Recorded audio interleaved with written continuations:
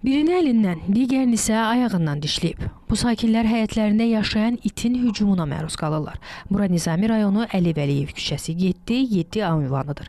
Binada yaşayan sakinlərin əsas dərdi itdir. Küçədə məskunlaşan it hər kəsin qorxulu yuxusu olub. Mənim uşağımın gömüm, adamın gömüm it.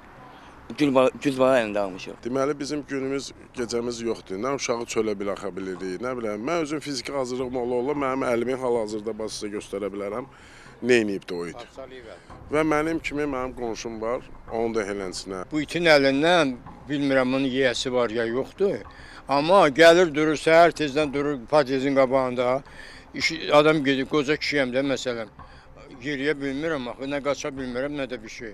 İnanırsan, gedirsən cümür adama. Adı yaxşı ki yat var o lift.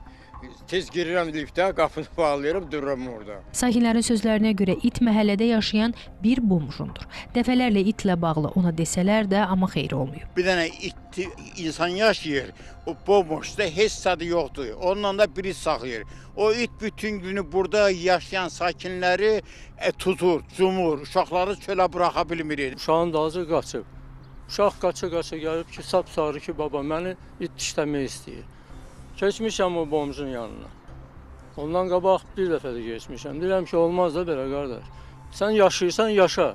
İndi müsəlmanıq da, yaşa günü. Bu iti rədd elə. Mənim itim neyinib sizə? Özü də orada qaz yox, bir şey yox. Yəni, orada bu yandırır elektrik plitkası. Lüboy vaxtı o qonşular 9-a qədər yansa, heç kəsin xəbəri olmayacaq padvaldan.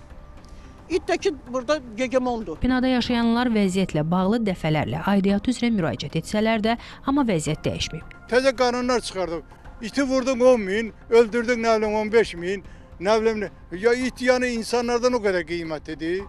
Hamı da qiyməti var, itin də it qiyməti var, heyvan da, insan da insan qiyməti. Xahiş eləyirəm. Bu olmaz da bu da. Bu it rekord vurub, başlı rekord vurub. Ərizə ilə icra hakimiyyətinə müraciət eləmişik, polisə zəng eləmişik, JEK, hər bir döymədiyimiz qapı yoxdur.